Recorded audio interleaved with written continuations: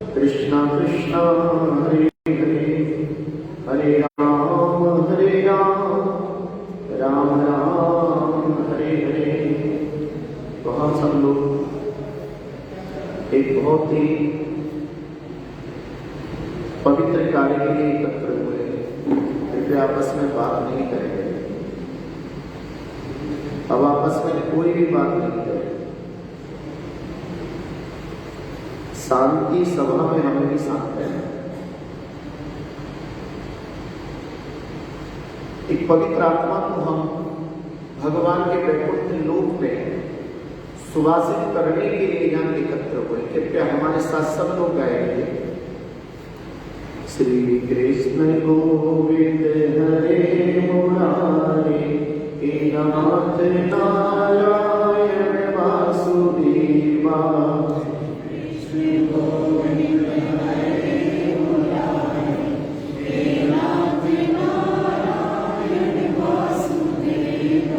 श्री कृष्ण गोविंद हरे मुरारे, नाथ नारायण वासुदेवा।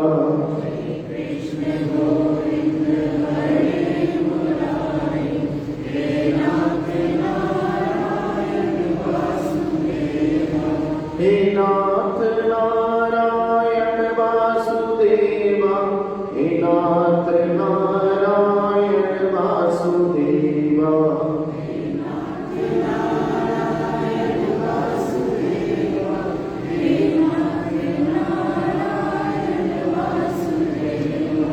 ये संकीर्तन गाने का विशेष प्रायः है।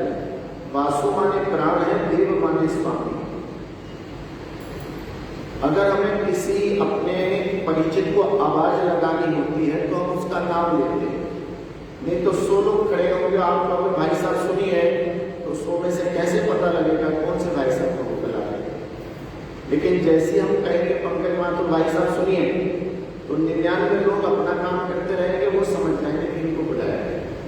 ऐसे 33 करोड़ देवी देवताओं के ऊपर परमपिता परमेश्वर भगवान वासुदेव है जो प्राणों के स्वामी है।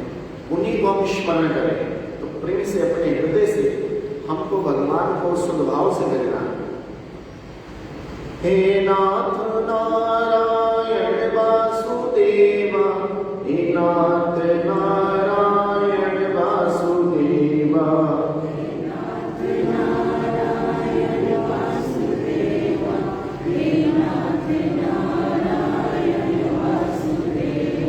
श्री कृष्ण गोविंद हरे मुरारे, हे नाथ नारायण वासुदेवा।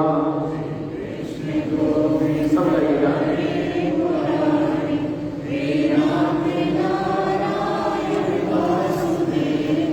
हरे कृष्णा कृष्णा कृष्णा हरे हरे, हरे राम राम राम हरे हरे।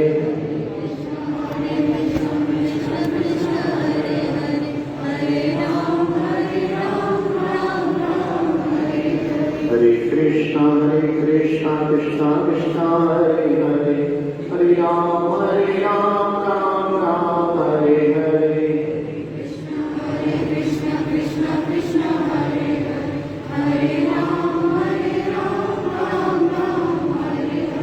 निताई गौरंगा गौरे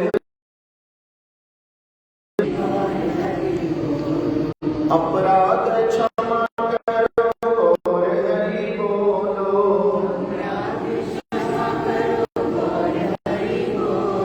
दिलो शरण में गौर हरि बोलो।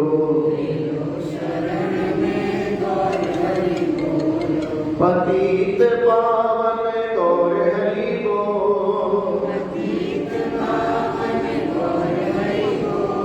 युग अवतारी गौर हरि बोलो।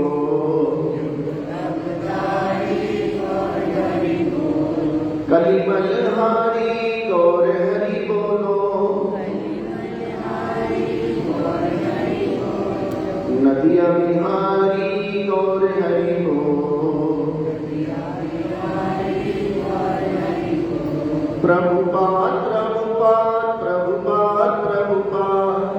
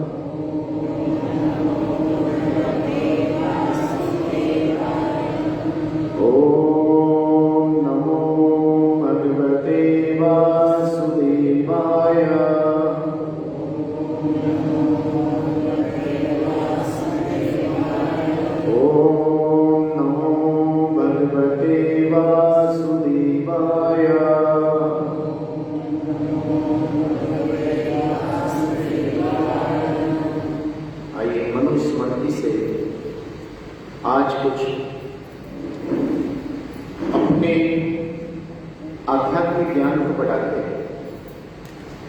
वास्तव में हम सब लोग भ्रमित हैं। भ्रमित कौन है? जो केवल शारीरिक क्रियाओं से संबंधित कार्यों में ही लिप्त रहते हैं, वो सबके सब भ्रमित हैं। वास्तव में हम एक आत्मा है और शरीर उसका आवरण है।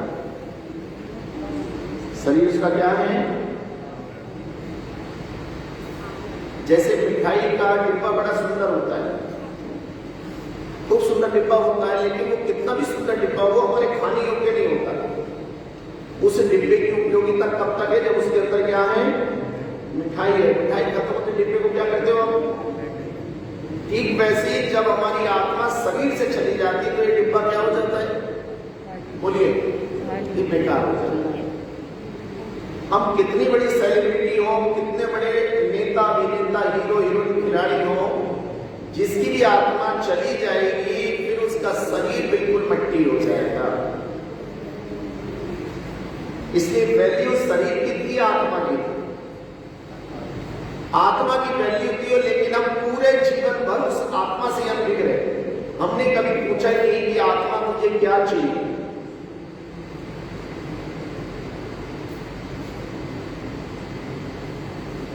एक साहूकार के पास सोने का पिंजरा था। उस पिंजरे को साफ कराया अपने सेवक से और कहा कि इसके अंदर सुंदर सी मैना लेकर आओ।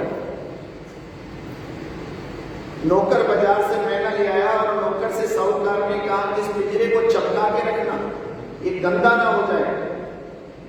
लेकिन साहूकार उस अपने दास से ये कहना भूल गए कि पिंजरा तो साफ करना ही करना, इस मैना को भी थोड़ा क्या देना, मुझे दाना पानी दे। अब वो नौकर रोज उस पिंजरे को साफ करके चमकाता था, लेकिन दाना पानी नहीं देता था मैना को, क्योंकि उसके साहूकार ने कहा नहीं। 4-5 दिन बाद वो मैना क्या हुई? उस पिंजरे के अंदर निष्प्राण हो गई। अब लोग उधर से जाते थे और कहते थे देखो साहूकार इतना ज्ञानी होने के बाद भी मूर्ख है, जो इतने सोने के पिंजरे में मरुई मैना रखता है। जब साहूकार आए तो साहूकार बड़े नाराज हुए, तूने मेरी मैना को मार डाला। महाराज आपने तो मुझसे कहा नहीं था। बोले जिसकी मैना निष्प्राण हो तो उस पिंजरे का कोई महत्व नहीं रहता। इसलिए एक लाइन गाते हैं भक्त लोग, अरे पिंजरे की मैना भजन कर ले तू राम का। ये मेरे पिंजरे की जो मैना है, मेरी आत्मा, तू सदैव किसका भजन करते रहे? पिंजरे की मैना भजन कर ले तू राम का, भजन कर ले तू राम का, भजन कर ले तू श्याम का। पिंजरे की मैना भजन कर ले तू राम का। राम नाम अनमोल रतन है, राम राम तू कहना। भवसागर से पार हुए तो हरि का नाम ही लेना। अगर हमें भवसागर पार होना है, हमें किसी की आत्मा को मुक्ति दिलानी है, तो केवल हरि नाम है।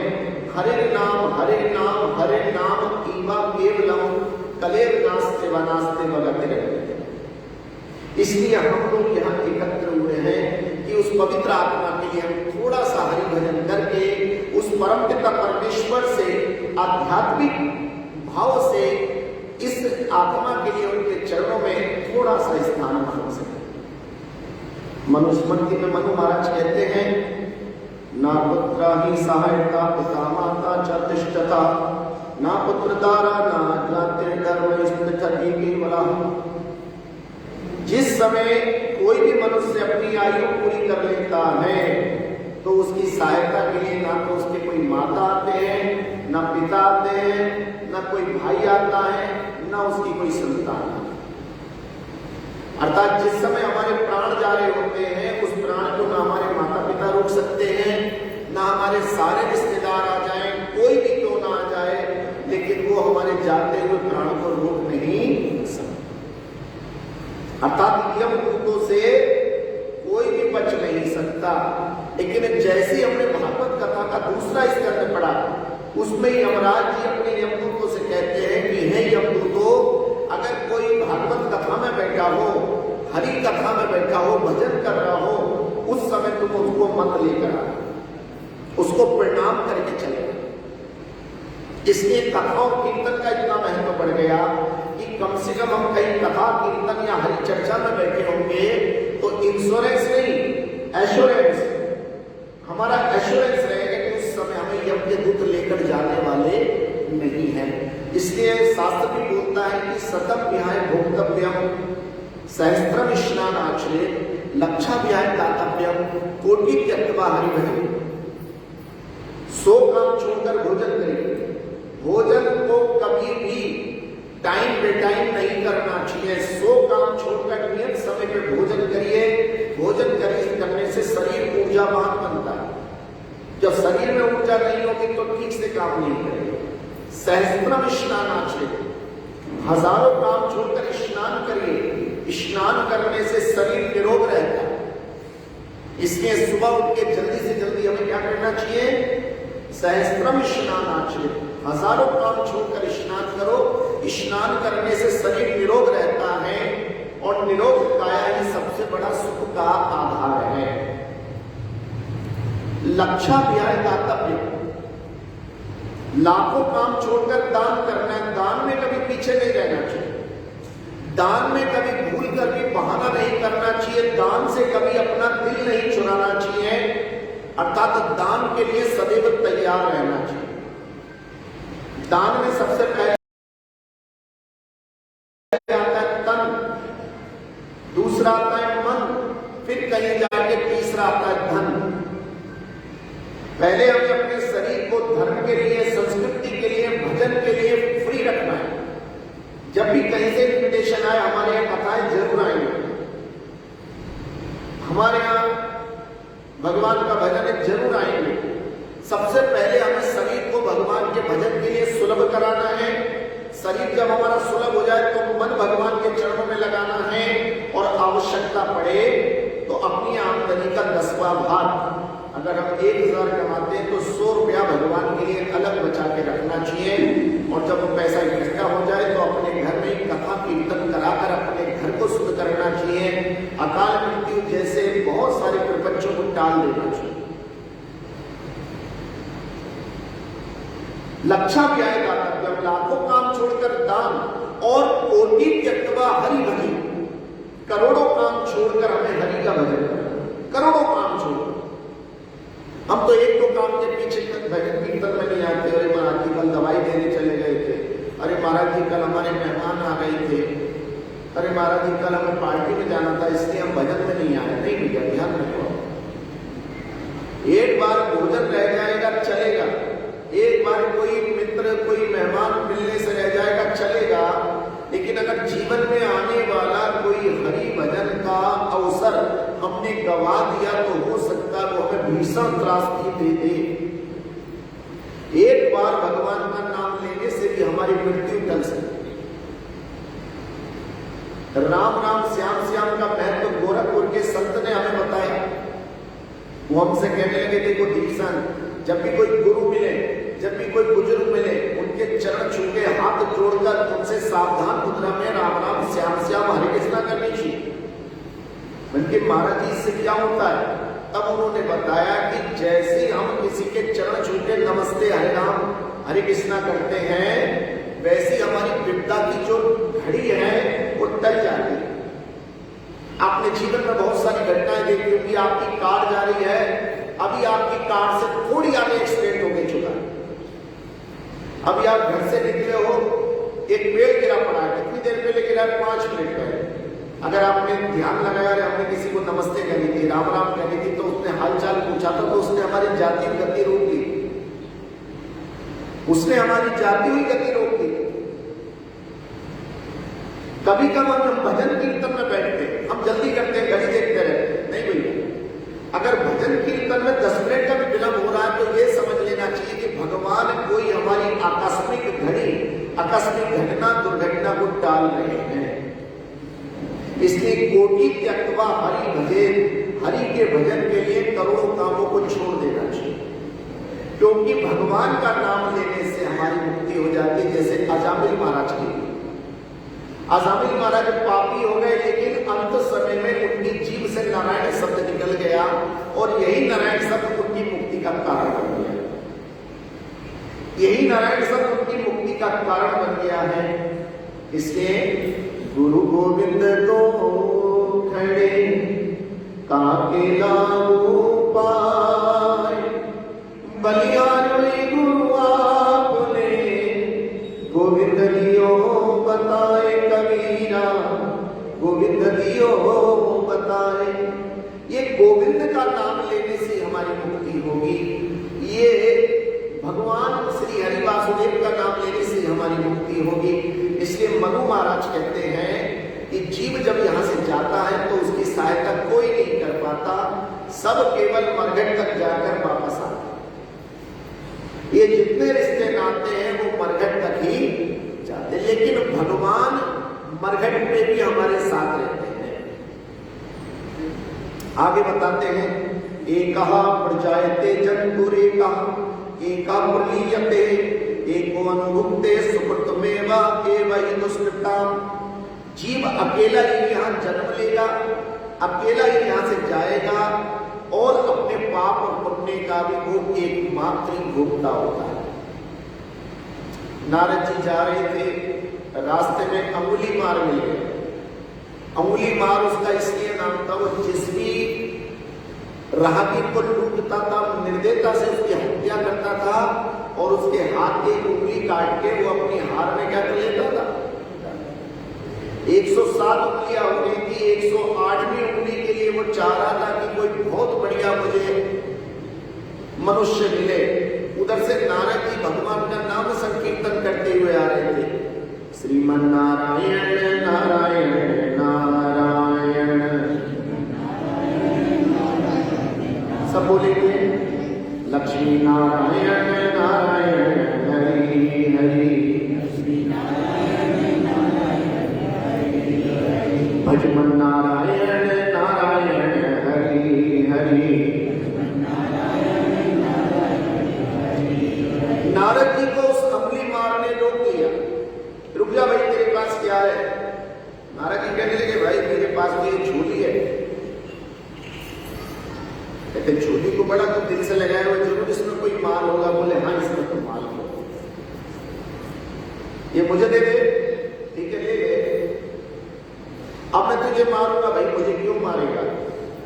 बोले मुझे आनंद मिलता है, फिर मैं तेरी उंगली को इसमें डाल के 108 उंगलियों का हार बना। लेकिन तू ये पाप किसके लिए कर रहा है।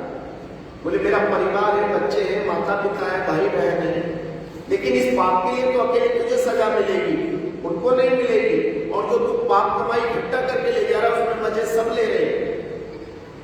क्या तेरी जगह कोई दूसरा इस पाप की सजा भुगतने को तैयार है। बोले हाँ, मुझसे सब प्यार करते हैं, मेरी जगह कोई भी सजा भुगतने का। बोले जब पूछ गया, कहते नहीं तू बड़ा चालाक है, जैसे मैं पूछ ले जाऊंगा तो यहां से भाग जाएगा। तब नारद जी ने कहा मुझे पेड़ से बांध जाइए। नारद जी को बांध दिया गया, उनके हाथ बाहर रहे, वो अपना कीर्तन करते रहे, भाग के घर गया। बोले मुझे पकड़ लिया है राजा के सैनिकों ने और वो ये कह रहे हैं कि अपनी जगह तू घर के किसी भी एक आदमी को सजा भुगतने के लिए भेज दे तो मुझे छोड़ दिया जाए। तो घर का एक सदस्य भी इस उंगली मार के लिए सजा काटने के लिए तैयार नहीं हुआ कि तेरी जगह हम फांसी पे लटक जाएंगे। तब इसको पता लग गया कि वो महाराज सही कह रहे थे, अगर मैं पाप कर्म करूंगा तो माल सब खाएंगे। देखिए ये तो पुरानी घटना थी, कुछ दिनों पहले विकास दुबे का इनकाउंटर हुआ, आपने टीवी पे देखा। उसने जितना माल कमाया, जितनी जमीनें उसने इकट्ठा करी, कब्जा करी, वो तो सब रिश्तेदारों पर चली गई, कुछ पत्नी पे चली गई, लेकिन गोलियां केवल किसके हिस्से में आई। बोलो, केवल उसके अपराधी के हिस्से में आई। वही इस कथा का सार है। नारद जी ने कहा कि पाप तुम करोगे, मजा सब लेंगे, लेकिन सजा में तुम अकेले रहोगे, कोई भी नहीं आएगा। आज जब उंगली मार लौट के आया तो उसकी चाल में तेजी नहीं थी, वो निष्प्राण था, उसके हाथ बने हुए थे, लेकिन उसके हाथ ऊपर नहीं उठ रहे थे। और जो बंधे हुए थे नारद जी, वो हाथ उठाकर क्या गा रहे थे, श्रीमन नारायण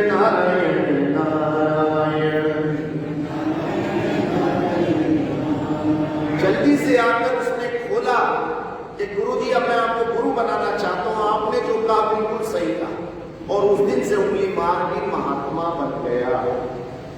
अर्थात सोना जैसी पारसमणि से छूता है, लोहा जैसी पारसमणि से छूता है, लोहा क्या बन जाता है? सोना बन जाता है। ऐसे जब हम साधु संतों के पास जाते हैं, उनकी वाणी हमारे कानों में पड़ती है, वो हमें कथा कीर्तन सुनाते, वो भगवान का भजन करना सिखाते हैं, वो हमारे अंदर के पापों को दूर करते हैं। भैया देखो, मांसाहार मत किया करो, शराब नशा बीड़ी सिगरेट गुटखा मत खाया करो, जुआ लाटरी सट्टा मत खेला करो, व्यभिचार से बचे रहो, भगवान के नाम का जप करो, एकादशी का व्रत रखो, तीर्थों पर दर्शन करने जाओ। यही सब साधु संत करता है। वो आपसे ये नहीं कहते कि आप व्यापार मत करो, वो बच्चों से ये नहीं कहते कि आप पढ़ाई मत करो, वो नौकरी करने वालों से ये नहीं कहते नौकरी मत करो। वो कहते हैं अरे काम करते रहो, नाम जपते रहो,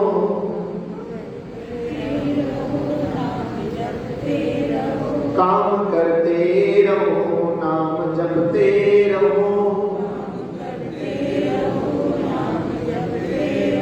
हरे नाम धन का खजाना बढ़ाते रहो, कृष्ण गोविंद गोपाल गाते रहो, हरे नाम जपते रहो, काम करते रहो।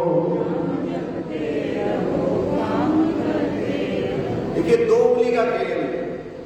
जब वो नोट गिनते हम लोग इस उंगली से गिनते, और जब हमारी माला करने का नंबर आता है तो इस उंगली को हटा लेते, इस उंगली से जाप करा जाता है। ये उंगली अशुद्ध मानी गई है, इसलिए झोली में एक छेद कर दिया जाता है, ये उंगली उसके बाहर निकली जाती है। तो इस उंगली से तो हम लोग बोलते हैं अरे कितना, हाउ मच, और इससे बोलते हैं हरे कृष्ण। केवल एक उंगली का फर्क होता है उद्धार में हमारे। अगर जीवन भर हम अरे कितना में पड़े रहे तो ध्यान रखना भैया, अंत में यम के दूत भी हमसे पूछेंगे अरे कितना, कहेंगे कितना पुण्य करा तुझे बता। हम कहें हमने तो पुण्य करा ही नहीं महाराज, बचपन खेल में खोया, जवानी नींद भर सोया, बुढ़ापा देख कर। बचपन मैंने पढ़ाई में लगाया, फिर मैंने सर्विस करी, मैंने व्यापार करा, फिर उससे बहुत सारा पैसा कमाया, बुढ़ापे में बच्चों की शादियां करी, मकान बनाया, मुझे तो समय नहीं मिला हरि भजन का। तो फिर हम लुट गए उस समय। फिर भैया तुझे नरकों में जाना पड़ेगा, क्योंकि पुण्य आत्मा भगवान के धाम जाएंगी, पाप आत्मा नरक में जाएंगी। ये नरक हम किसके लिए करेंगे? अगर साधुओं के संग रहेंगे तो हम पाप नहीं करेंगे, पुण्य करेंगे, और जब पुण्य करेंगे तो सीधा भगवान के दरबार में हमें स्थान मिलेगा। आए हैं तो जाएंगे राजा रंग फकीर, एक सिंहासन चढ़ चला, दूजा बंधा जंजीर। जो भी यहाँ आया, जाना तो सबको पड़ेगा भैया। भाई हमारा तो रेलवे का डिपार्टमेंट है, अधिकतर लोगों का। एक जरा सी यात्रा करने जाते हैं तो कितनी तैयारी करते हैं भैया। पहले रिजर्वेशन कराएंगे, बैग लगाएंगे, ठंड है गर्मी है उसी हिसाब के कपड़े इकट्ठा करेंगे, गर्म पानी की बोतल रखो, ठंडे पानी की बोतल रखो, टूथपेस्ट रखो, साबुन रखो, तेल रखो, सेंट रखो, टॉवल रखो। कितनी तैयारी करते हैं अगर हमें हफ्ता 10 दिन के लिए जाना हो। और यहाँ संत कहते हैं कि जहां हमें जाना है परमानेंट, वहां की हमें कोई भी तैयारी, उसके लिए कोई बैग नहीं लगाते हैं। जिस जगह जाते हो उस जगह का एड्रेस भी होना चाहिए। अगर सपोज करिए आपको मसूरी जाना है तो मसूरी कहां जाना है, आपको बॉम्बे जाना है तो बॉम्बे किस जगह जाना है, वो एड्रेस होना चाहिए, उसका नाम होना चाहिए। नहीं तो बॉम्बे में जाकर हम क्या हो जाएंगे, बोलिए। ऐसी हमें जाना है भगवत धाम तो टिकट है हरि का नाम। अगर हम भगवान के धाम जाना चाहते हैं तो हमारी जीभ पर हरि नाम होना चाहिए। हरे कृष्ण कृष्ण कृष्ण हरे हरे, हरे राम राम राम। इसलिए कहा गया है हाय हेलो छोड़िए, हरे कृष्ण बोलिए। आज के बाद नियम बना लिया हम, आज से लोगों से या तो राम राम कहेंगे या हरे कृष्ण कहेंगे। ना गुड मॉर्निंग बोलेंगे, ना गुड नाइट बोलेंगे, ना गुड आफ्टरनून बोलेंगे, ना हाय बोलेंगे, ना हेलो बोलेंगे, ना नमस्ते बोलेंगे, ना आधा वर्ड बोलेंगे। कुछ हम अपना बोलेंगे जिससे मेरी जीभ पर भी भगवान का नाम आ जाए, सुनने वाले के भी कान में हरि का नाम चला जाए। बोलिए राम राम। अरे देखिए 100-150 लोगों ने राम राम बोला। अब ये राम राम क्यों 2 बार क्यों बोलते? रा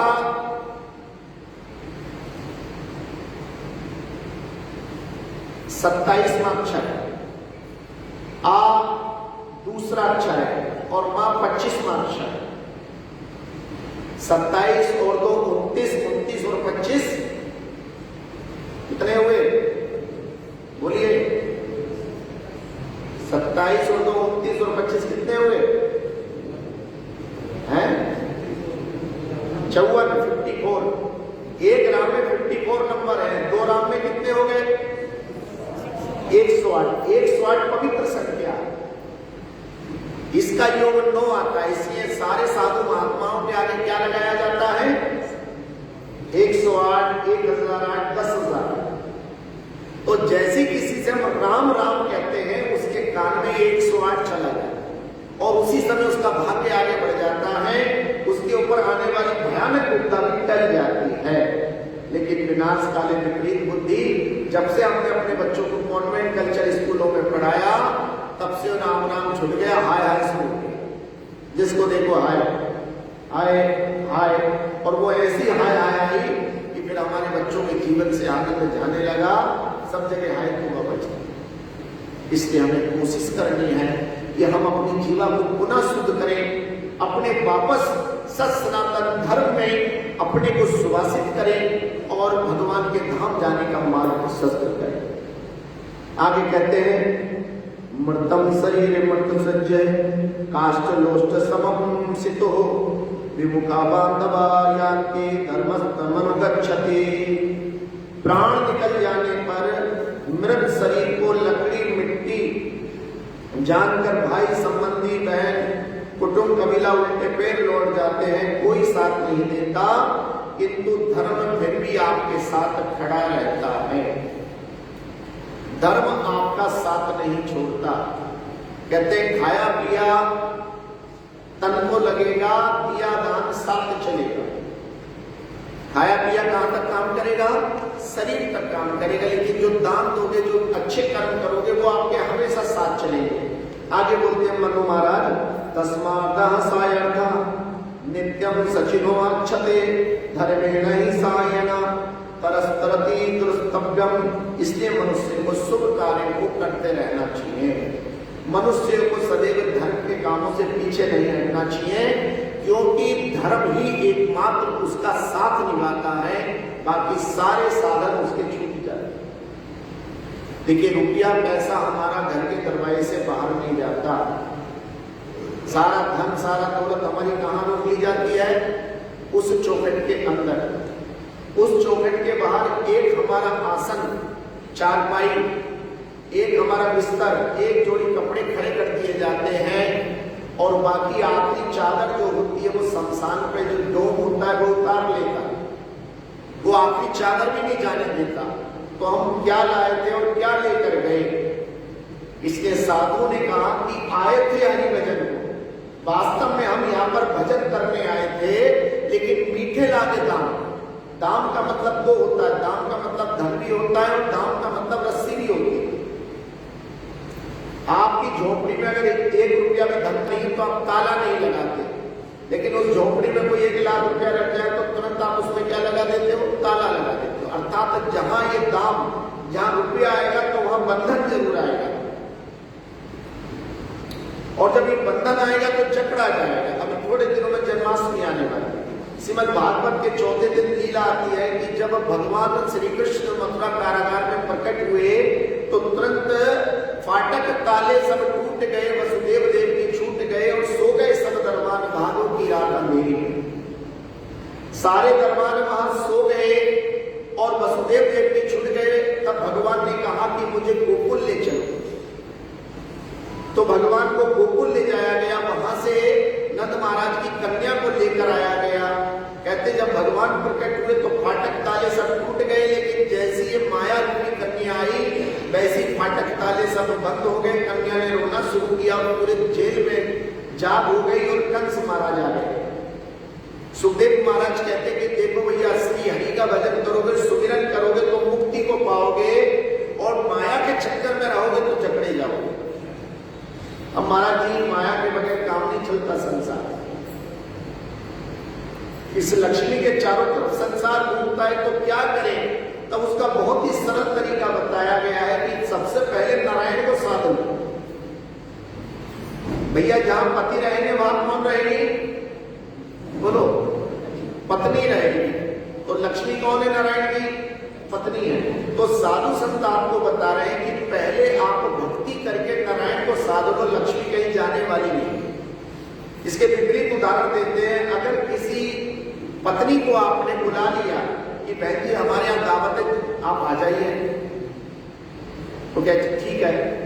अगर बिना पति के पत्नी चली गई और वहां लेट होने लगा तो तुरंत कहती है भाई मुझको अब जल्दी से जाना, मेरे पति आने वाले हैं, मुझे उनको खाना देना है, मुझे उनको रिसीव करना है, जल्दी जल्दी।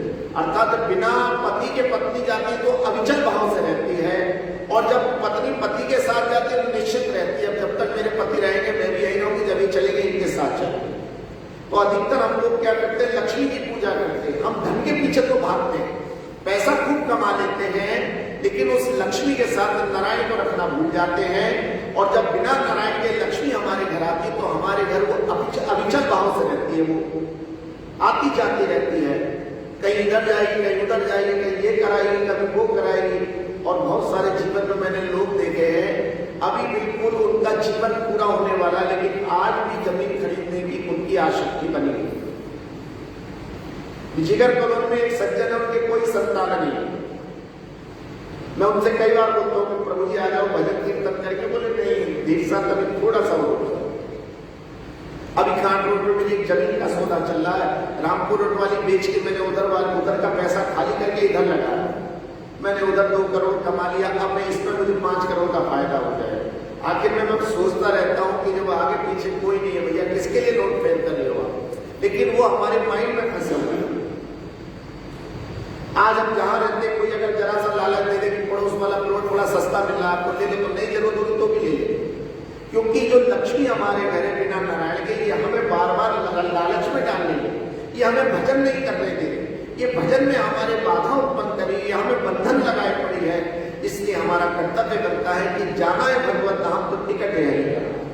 सबसे पहले हमारा भजन बढ़िया होना चाहिए। कृष्ण भावना में रहते हुए अगर हम कार्य करेंगे तो बड़े बड़े दुख भी हमारे दूर हो जाएंगे।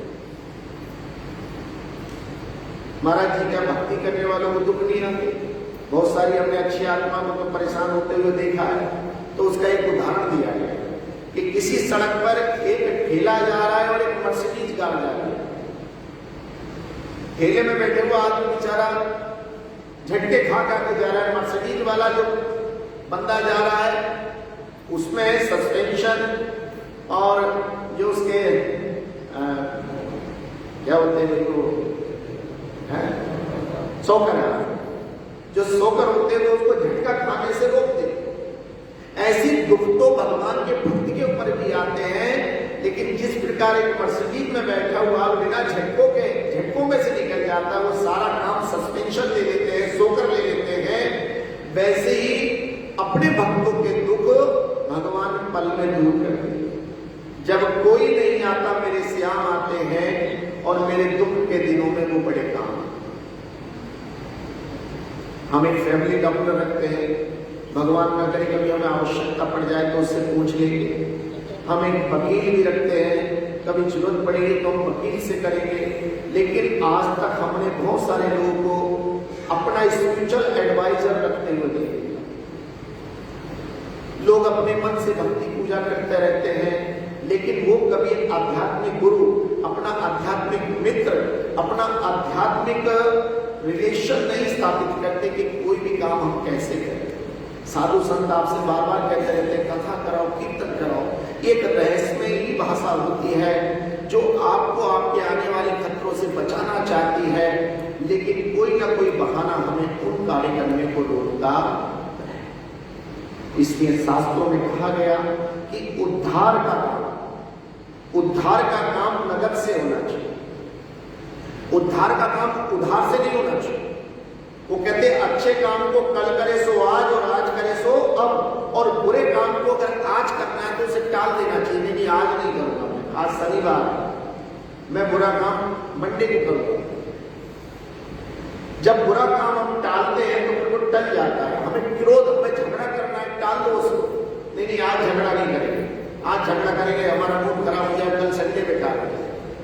बुरे काम को टाल दो और अच्छा काम, अरे भाई हमें अगले साल सोच रहे हैं मथुरा वृंदावन चले, बोले अगला साल 2021 किसने देखा, इस साल क्यों नहीं चले, और जरूरत पड़ी तो अगले साल भी चलेंगे। ऐसा मन में अगर भाव होगा तो हमारा उत्साह जगा रहेगा, और जो परमात्मा का अंश हमारे अंदर है वो हमारी सहायता करता है। कैसे सहायता करता है? एक सज्जन ने कहा कि मुझे सत्संग में जाना, जैसी सत्संग में जाने के लिए घर से निकले वैसे ठोकर लगी और कपड़े इत्यादि फट गए, गंदे हो गए। घर में आए जल्दी से, फिर कपड़े बदलने लगे नहा धोकर, फिर दोबारा सत्संग में चले, फिर एक नाले में गिर गए, फिर उनके कपड़े खराब हुआ, अंधेरा हो गया। मन में फिर ठानी में सत्संग में जाके ही रहूंगा। अब जैसे तैयार होकर घर से निकले, घर के बाहर एक दीपक लेके सुंदर सा लड़का खड़ा था। बोले आइए चाचा जी मैं छोड़ के आऊँ। बोले बेटा मैंने तुझे देखा नहीं, कौन है बता तो दे। अरे बोले चाचा तुम सत्संग में चलो। बोले बता तो दे। बोले नहीं चाचा सत्संग में चलो मेरे। और वो सत्संग में ले गया, प्रसाद लेके निकला तो लड़का फिर खड़ा। बोले बेटा अब तो बता दे तू कौन है। बोले महाराज मैं यमराज हूं। मैं कौन हूं? मैं आज आपको लेने आया था लेकिन सत्संग में जा रहे थे आप, तो मैंने आपको गिरा दिया ताकि आप सत्संग में जाए तो मैं आपको ले जाऊं। आप सत्संग में नहीं जाओगे तो मैं क्या करूंगा आपको, लेकिन आप अड़ गए कि मैं कहां जाऊंगा, सत्संग में, तो मुझे आपके पाप माफ करने पड़ेंगे। फिर मैंने दोबारा गिराया आपको, फिर आपने कही मैं जाऊंगा, तो मैंने आपके परिवार के जितने भी पाप थे वो सब मिटा दिए। लेकिन दोबारा आप बोले फिर मैं जाऊंगा तो मुझे पूरे गांव के पाप माफ करने पड़ते, इसलिए मैं स्वयं ही दीपक लेकर आ गया कि चलो मैं तुम पहुंचा के आया तो सत्संग में चलो। तो सत्संग की बहुत बड़ी महिमा, सत्संग की इतनी बड़ी महिमा है कि क्षण भर का सत्संग भी हमें बड़े बड़े संकटों से बचा ले। आज ये विशेष ओकेजन नहीं है, आज तो किसी पवित्र आत्मा ने हम सबको यहाँ एकत्र किया है कि सब लोग इस ऑफिसर्स क्लब में आराम से बैठेंगे, और आज हमारी जो गति अन्य अन्य स्थानों पर थी वहां से वो हमारी जितनी भी अनिष्टकारी घटनाएं होंगी वो सब डाल देंगे। और उन्होंने आप सबको भगवान की कृपा परिधि में यहाँ भेज दिया। सामने से मिलने का सत्संग ही बहाना है, दुनिया वाले क्या जाने मेरा रिश्ता। श्रीमद् भगवद गीता में भगवान बोलते सर्वधर्मान् परित्यज्य मामेकं शरणं व्रज अहं त्वं सर्वपापेभ्यो मोक्षयिष्यामि मा शुचः। सबसे पहले तू मेरे चरणों में शरणागति कर। और यही बात हमें बड़ी कठिन लगती है। हम संसार के लोगों से रिलेशन बनाते हैं, हम संसार के लोगों से हमको मित्र बनाते हैं, उनसे व्यापार करते हैं, उनसे संबंध जोड़ते हैं, लेकिन जिससे संबंध जोड़ना चाहिए भगवान परमात्मा से, उससे हम अपना संबंध नहीं जोड़ पाते, हमेशा बहाना करते रहते। इस समय हमारे बीच में लगभग 200-250 लोग, इन 200-250 लोगों से पूछो कि आप रोज भगवान का भजन करते हैं, आधे कहेंगे करते हैं, आधे कहेंगे नहीं करते। हमारे समूह में कुछ तो मंथली भगवान का भजन करने वाले, कुछ ईयरली भगवान का भजन करने वाले, कुछ वीकली भजन करने वाले, कोई कभी कभी करने वाले हैं, लेकिन सतत कीर्तयन्तो माम, जो भगवान ने हमें आदेश दिया है गीता में, सतत कीर्तयन्तो माम, सदैव मेरा भजन करते रहो, ऐसे लोग 2-4 ही मिलेंगे। काम करते रहो, नाम जपते रहो, ऐसे लोग 2-4 ही मिलेंगे। तो इसका मतलब क्या हुआ कि हम खुद अपना उद्धार का रास्ता नहीं ढूंढ रहे, हम संतों का संग नहीं कर रहे, हम भक्तों का संग नहीं कर रहे। साधु संग सर्व शास्त्र कहे, लब मात्र साधु संग सर्व सिद्धि हो। सारे शास्त्र कह रहे हैं कि किसका संग करो, साधुओं का। साधु संग सर्व शास्त्र कहे, लब मात्र साधु संग सर्व सिद्धि हो। लब का मतलब थोड़ी देर के लिए, अगर हमने क्या कर दिया, साधुओं का संग कर दिया, तो समझ लीजिए इस जो नियत समय पे उठता है, खान पान उसने शुद्ध कर लिया है, उसकी वाणी में मिठास है, वो सबका भला चाहता है, वो सबका कल्याण चाहता है, किसी से ईर्ष्या नहीं करता, द्वेष नहीं करता, क्रोध नहीं करता, ऐसे लोगों को साधु कहते हैं। जो अपने को हरि भजन में निरंतर लगाए रहता है उसको साधु कहा गया है। ऐसे लोगों का संग करना चाहिए। साधु संग सर्व शास्त्र में, सारे शास्त्र एक ही बात कहते हैं। और थोड़ी देर के लिए भी अगर हमने साधु का संग कर लिया तो समझ लीजिए कि हम बड़े बड़े अमंगलों से मुक्ति पा सकते हैं। हरि मंगल भवन अमंगल हारी, दुर्वाहु सुदशरथ अजय बिहारी, दीन दयाल विरधु संभारी, हरहु नाथ मम संकट हारी, दुर्वाहु सुदशरथ अजय बिहारी। तुलसीदास बाबा ने कहा कि मंगल भवन अमंगल हारी, तुम्हारे घर के अमंगल दूर हो जाएंगे, मंगल आ जाएगा। लेकिन हमने घर में रामचरितमानस ही पढ़ना बंद कर दिया।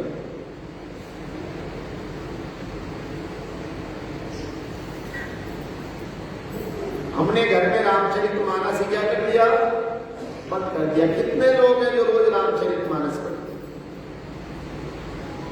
3-4 है। मैं तो कह रहा हूं 200 में क्या फर्क पड़ता है, क्या गिनती कहां तक है?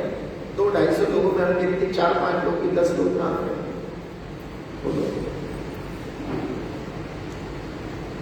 दीन दयाल विरधु संभारी, हरहु नाथ मम संकट भारी। अरे मम संकट भारी तभी तो हरेंगे जब दीन दयाल से अपना संबंध जोड़ के रखो। हरि जी मेरी लागी लगन मत तोड़ना। मीरा के प्रभु गिरधर नागर हाथ पकड़ मत छोड़ना। अरे भगवान तो तभी हाथ पकड़ते हैं जब हम हाथ क्या करते हैं, ऊपर को उठा। जब हाथ ही हमारे नहीं उठेंगे तो कैसे? दोनों हाथ उठा के बोले हरे कृष्णा, थोड़ा ऊंचा उठाइए, बोले हरे कृष्णा कृष्णा कृष्णा हरे हरे, हरे राम हरे राम राम राम हरे हरे, हरे कृष्णा हरे कृष्णा कृष्णा कृष्णा हरे हरे, हरे राम राम राम हरे हरे। ये महामंत्र मैंने 2 बार इसलिए बुलाया ताकि हम किसी की आध्यात्मिक गति को बल प्रदान कर सके।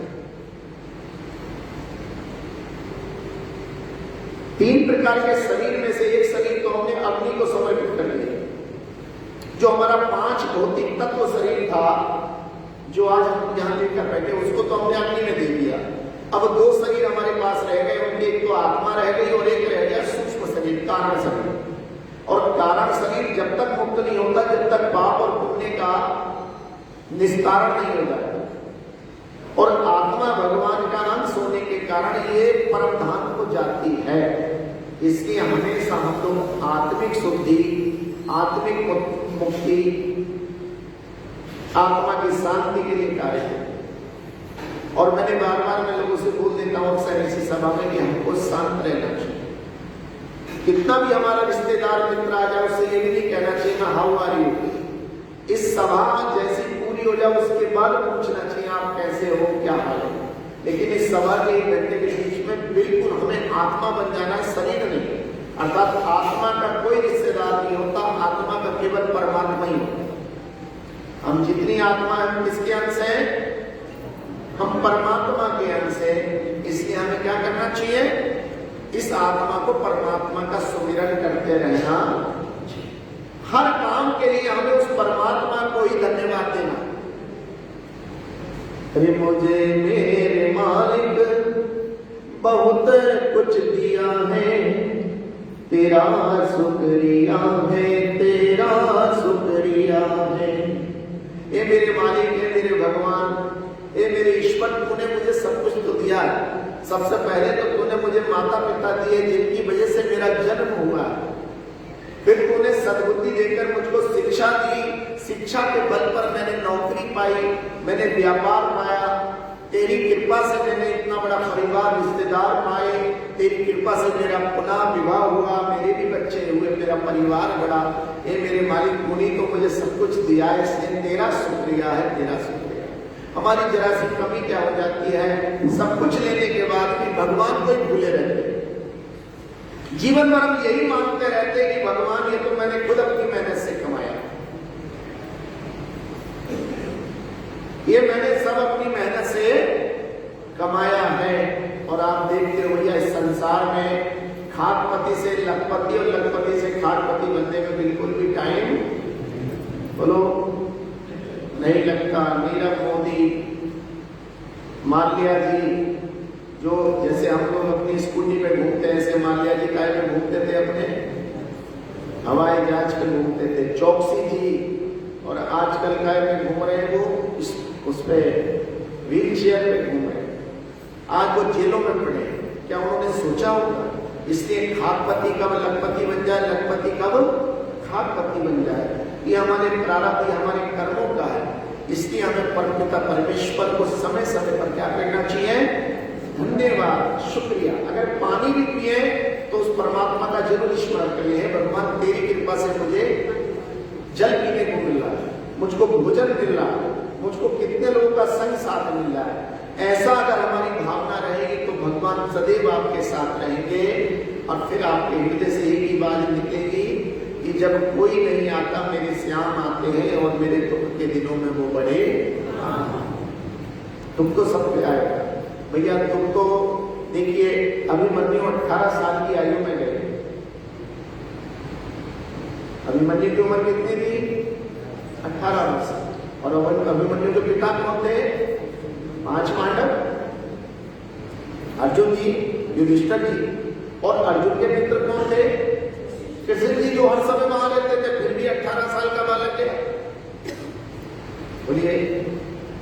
लेकिन उनकी मां ने सहा प्रारब्ध समझ, स्वयं देवकी के 6 पुत्रों का वध हुआ, कंस ने किया। किसके भाई थे वो? स्वयं भगवान के थे। लेकिन प्रारब्ध मान के वो सारा का सारा दुख सहा गया। इसलिए श्री राम जय राम कहिए, जाहि विधि राखे राम ताहि विधि। सीताराम सीताराम सीताराम कहिए, जाहि विधि राखे राम ताहि विधि। राधे श्याम कहिए, जाहि विधि राखे श्याम ताहि विधि। जाहि विधि का मतलब क्या है? जाहि विधि का मतलब यह है, अगर तुम हमें सुख में रहोगे तो भी हम आपका भजन करेंगे, तुम अगर हमें दुख में रखोगे तो भी हम आपको इसका दोषी नहीं मानेंगे। हम सोच लेंगे हमारे भाग्य में शायद यही लिखा था। इसलिए कभी भी भगवान के किसी निर्णय पे हमें शक नहीं करना, हमें उनसे नाराज नहीं होना, बल्कि उसको प्रारब्ध मान के स्वीकार करना है। जो हमारे पास बच गया है उसी को सजाना है, संवारना है और भगवान की भक्ति से जोड़ना है, ताकि भविष्य में ऐसी किसी घटना की पुनरावृत्ति ना हो।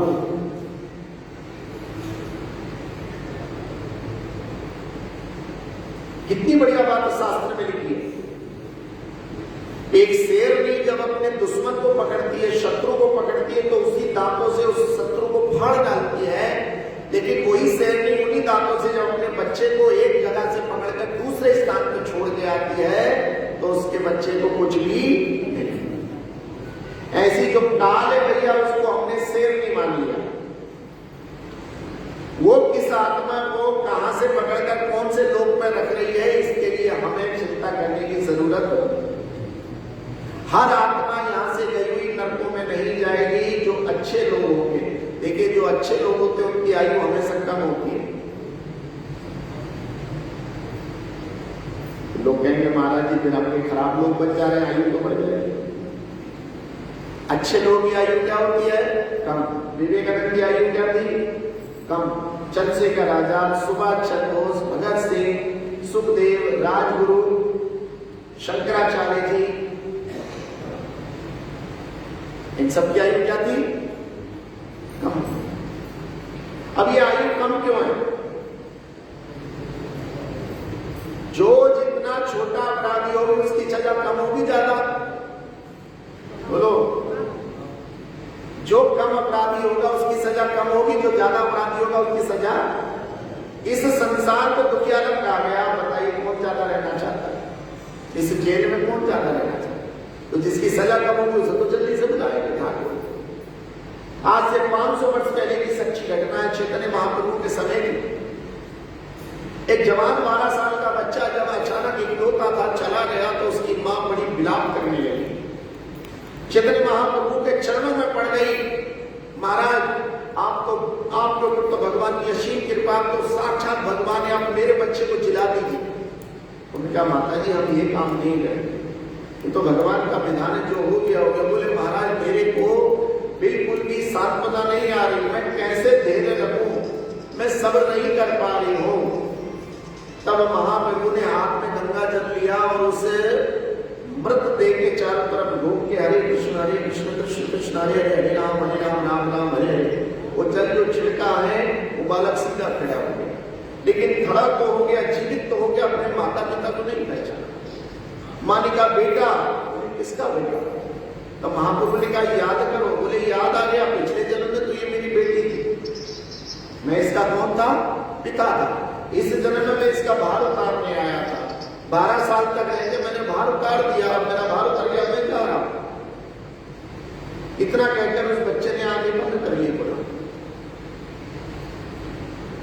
तो हमारे जो यहाँ के संबंध है, हमारा जो जीवन वो प्रारब्ध पे आधारित रहता है। अगर प्रारब्ध नहीं होता तो भैया साधु संत आपसे ये नहीं कहते अच्छे काम करो, दान करो। समाज में ऐसे भी लोग हैं जितना कमाते हैं वो अपने ऊपर ही खर्च कर लेते, बल्कि औरों का भी धोखाधड़ी करके अपने ही क्या करते हैं, अपने ही पास रख लेते हैं। लेकिन भूल जाते हैं कि जब जाएंगे तो एक चवन्नी भी हमारे पास नहीं जाएगी। किसी शायर ने बड़े अच्छी लाइन लिखी थी कि कफन में जेब नहीं। क्या लिखा था?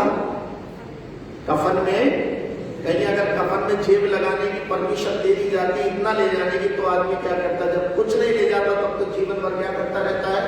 और लाओ और लाओ और लाओ। और सब मालूम है कि हम सबको यही छोड़ के जाना है, इसे ही मोह माया है।